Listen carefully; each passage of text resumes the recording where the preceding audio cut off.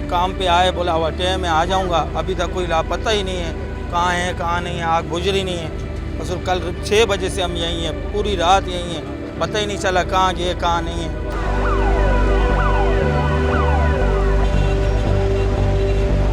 अभी जो निकल रहा है काफ़ी जले हुए निकल रहे हैं, तकरीबन आग लगा रहा है, तकरीबन उसकी बॉडी बिल्कुल गल चुकी है।